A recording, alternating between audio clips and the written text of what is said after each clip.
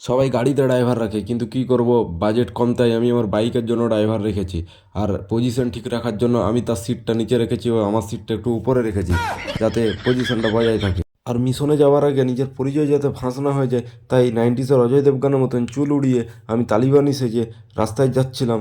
আর সেই সময় হঠাৎ চোখে পড়ে যে মনুসৃষ্ট একটা পাহাড়কে তৈরি করেছে বই তার সামনে। তারপরে এখানেকে সিগারেটটা জ্বালিয়ে হাফ না খেয়েই ছেড়ে দিয়ে চলে গেছে।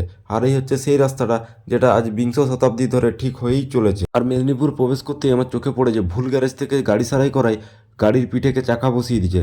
তারপরে আমরা চলে যাই মাঠে, আর মাঠে গিয়ে দেখি প্রথম খেলা চালু হয়ে গেছিলো। শুধুমাত্র ব্যাট করবে বলে দাদা মিয়মোর থেকে হাফ ডে ছুটি নিয়ে আসছিল। তারপর আমাদের ম্যাচ শুরু হয়ে যায়, আর বাপ্পা খুব সুন্দর সুন্দর ছয় মারতে থাকে। আর এদিকে কোটালদা বল মেরে চাঁদের গগনে পাঠিয়ে দিয়েছিল। আর 62 রান চেস করতে নেমে আমরা কোনো রকমে টেনে টুনে প্রথম ম্যাচটা জিতে যাই। আর তারপরেই আসে এই ইন্দ্রদা ট্যাটু আর্টিস্ট, আর সে আমাদের খেলবে বলে খেলেনি, তাই সে তার যথাযথ কারণ আমাকে বলছিল। তারপরে আমি আর বাপ্পা ভাই চলে যাই খাবার খাওয়ার জন্য।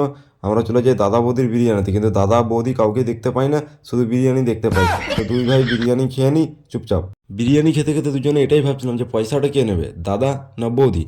তারপর বিরিয়ানি খাওয়ার পর আমরা একটা চম্পা কলা কিনে নিই। চম্পা নিয়ে ফিরছিলাম, এদিকে দীপুদা চামেলি হয়ে দাঁড়িয়েছিল মিষ্টি হাতে নিয়ে, আমাদের সবাইকে মিষ্টি মুখ করাবে বলে। ফার্স্ট ম্যাচটা জিতে গেছিলাম, তারপরে আমরা মিষ্টি মুখ করে নিই সবাই মিলে।